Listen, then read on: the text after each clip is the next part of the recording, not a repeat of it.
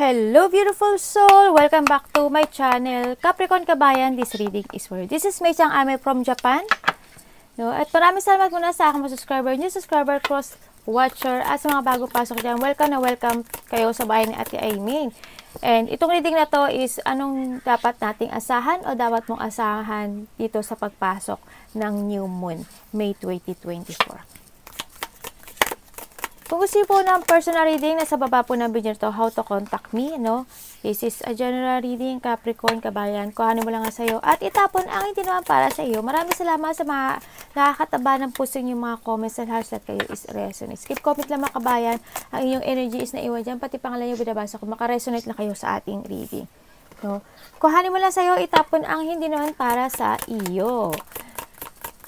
Maaring vice versa, maaring energy mo, energy ng person mo, o energy ng malapit sa puso mo. Maaring nangyayari o mangyayari pala. I-research mo ang sarili mo, lawakan ang isipan. Anong dapat ma-expectin? This May, New Moon, 2024.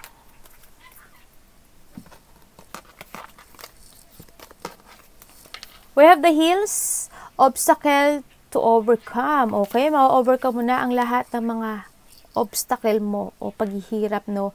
Get back to the basic. Okay? Okay lang na mag-umpisa tayong muli sa umpisa, no? Change our decision, change our plan, change our rule. We have the bag, something's important such a new job or a raise. Maaring magkakaroon sa iba ng new job na hinihintay nyo or may mga pag-angat ng estado, no? Sa nakikita ko dito. And we have the coin. Wow. Money will be coming to you. Okay. Swerte ang iyong new moon, ano, Capricorn, ano. And we have the tower. Solid foundation, success with effort. Give more effort. Kung nagbibigay ka pa ng, ginibigay mo naman yung effort, wag more pa, no, sa nakita ko ito. Para magkaroon ng solid foundation when it comes to your trabaho, manyan, karelasyon, family, kaibigan, or something, whatever, kung anong mang foundation yan. We have the stork, news of a birth or a new business opportunity. Yan, maaring magkakaroon ng mga shipment o mga pagbabago sa buhay mo, no? Sa nakikita ko dito, maaring magkaroon ng mga new opportunities na kaperahan o maaring magtatayo ka ng business o may mga iaalok sa'yo na maganda. No, nakita ko dito. Ano ba po ang dapat expectin ni Capricorn? This entering, this new moon, May 2024. Ano po?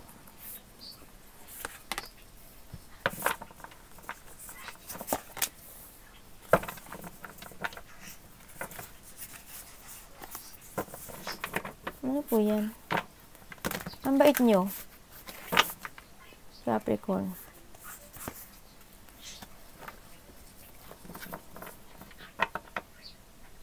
Wow! Yung mga hinihintay nyo na gusto nyo ma-achieve na fulfillment na mga wish, darating na. No? May mga achievement o fulfillment ako nakikita dito, no, na nasa puso ninyo. Yan. Mukhang darating na siya. May mga achievement to. And the Nine of Cups is a achievement, fulfillment, wish. Yan, nakikita ko. Darating na yung mga hinihiling nyo, no, Capricorn. Para saan po? Parang may tao nag-iisip sa'yo, Capricorn. May tao na nag-iisip sa'yo. Parang dito yung, parang gusto ka nitong tao nito, eh. Gusto ka ng tao na to. Okay, this is a time to relax na, no, Capricorn, kasi mukhang baka napapagod ka na, mag-rest ka din, kailangan mo ng mental peace. It's time to relax na rin kasi andito na naman, darating na naman yung iyong mga achievement. May mga reward ako nakikita, magkakaroon mga satisfaction sa'yo, no? Nakikita ko dito. At talagang, oh my God, talagang meron talaga. May mga makikita? Para saan yan? Okay, may mga makikita na mga close relationship man yan, maaring may celebration, may getting together, maaring Ayun, no, parang may hinihintay ka na something. May hinihintay ka ba? Na, ano yun, ano ko? Ano po yan? Parang naghihintay ka ng, okay.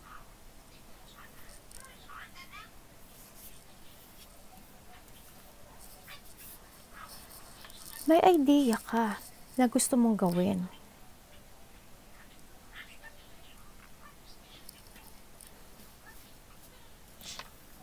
Pwede ko bang tanong mo sa... Sino ba yan? May gusto makipagkita sa'yo eh. Paano natin mong kakarelasyon to? No? Sino ka?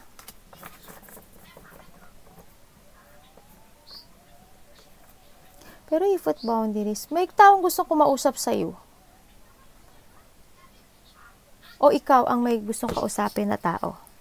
Pero nakita ko ito may gusto makipag-union sa'yo eh, no?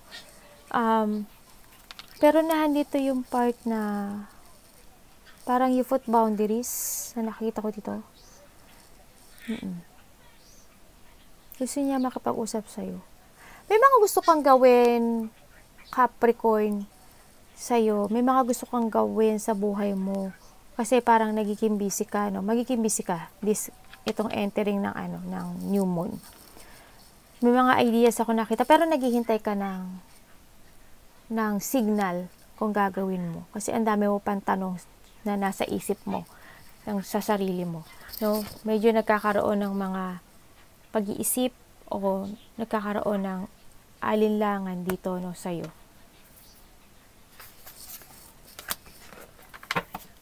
Para saan?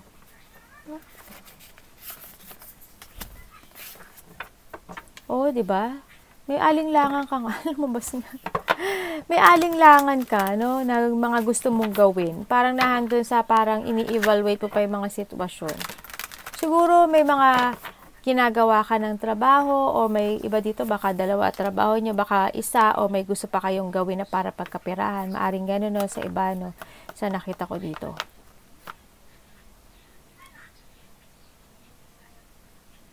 Gusto kang gawin na na iba pa, no? May gusto ka pang gawin na iba pero parang hindi ka makamove sa nakita ko dito. Pero nakita ko naman sa'yo na kontento ka kung nasaan ka ngayon. Kasi may wealth and reward ako nakikita na darating sa buhay mo. May mga pag-increase ng pera, no? Sa nakita ko to. May mga pag-increase ng pera, there's an abundance ako nakikita, reward, achievement, financial stability sa nakita ko dito.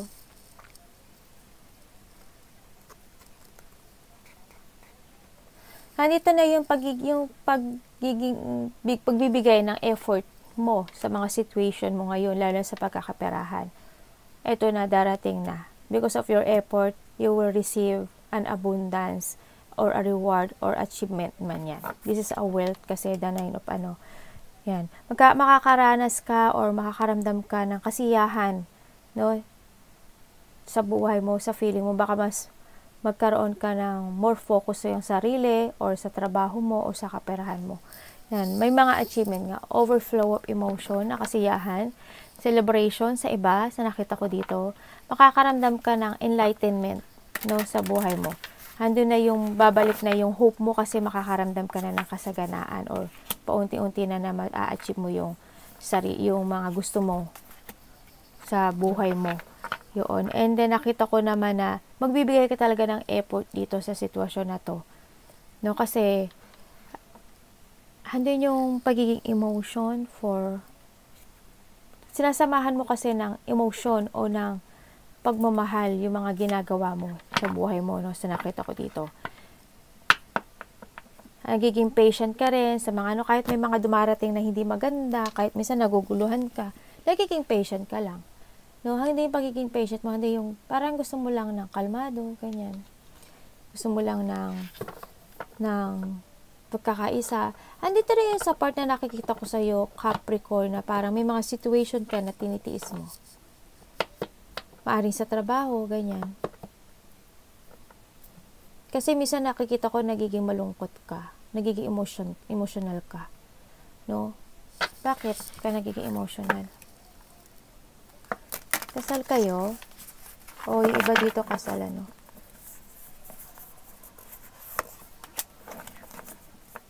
Wow, you're starting a new beginning na sa buhay mo talaga. Sobra, no?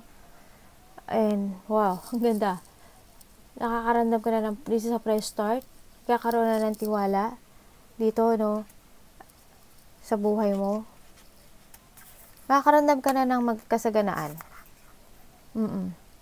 Yan, no, we have the word and the sun, no?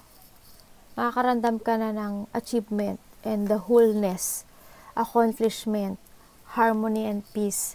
Yan, magkakaroon ng mga maturity dito, no, sa nakita ko dito. Baka yung iba dito is, may travel kayo, baka may bigla kayo mag-travel, baka mag-vacation lang kayo dyan, o overseas man yan. Yan, may nakita kong gano'n, no. And you are looking to the future na din naman sa nakita ko dito. Wow, as in may mga achievement talaga ako nakikita sa'yo. More give effort lang talaga. More on effort itong nakikita ko sa Cardano para sa success mo. I-full mo pa yan, no? Magkakaroon talaga ng magpo-focus ka dito sa situation na to, sa mga gusto mong gawin. Handun na kasi yung tibay ng loob, no? Handun na yung tibay ng loob to moving forward and look to the future. So nakita ko, may mga movement na ako, handun na pagiging matatag mo sa buhay mo, no? And then, nagkakaroon na talaga ng kasiyahan or magkakaroon na ng mga kasiyahan. Yun nga, may nakita kong getting together when it comes, maaring may magaganap na celebration, no? Sa nakita ko dito, within 4 weeks or 4 weeks man siya or 4 months. Yan, mukhang may magaganap na kasiyahan. Mga pagkikita, reunion man yan, birthday man yan, wedding man yan, para may mga magaganap na enjoyment. Maaring iba dito surprise parties or event man yan, malaki man o maliit yan. Maaring magkakaroon ng mga may nakita sa prosperity sa'yo, no? Maaring may mga ma-achieve ka na mga maliliit na goals sa buhay mo. Yan, then magse-celebrate kayo. May getting together. May coming home din ako nakikita. Hindi ko alam kung ikaw ang uuwi or may uuwi nakakilala mo o ano man yan. May coming home ako nakikita. May mga community or teamwork ako nakikita sa'yo. Wow, ang ganda ng ano mo. Yan. Siguro ito yung mga hinihiling mo na sa taas, ano, hindi unti-unti mo na makukuha to. No, marami kang hinihiling. Magkakaroon na ng mga rebirth, no, magkakaroon na ng mga clarity this entering ng new moon. Magkakaroon ng mga clarity sa isip mo na mga gusto mong gawin. Makakaroon ka na ng peaceful. And syempre, always renew mo yung paniniwala mo sa taas. Maniwala ka rin sa sarili mo, have hope, and may mga changes na magaganap at mangyayari sa'yo. No? Ayan, nag-aaway na sila. Okay, arigatou naman, God bless.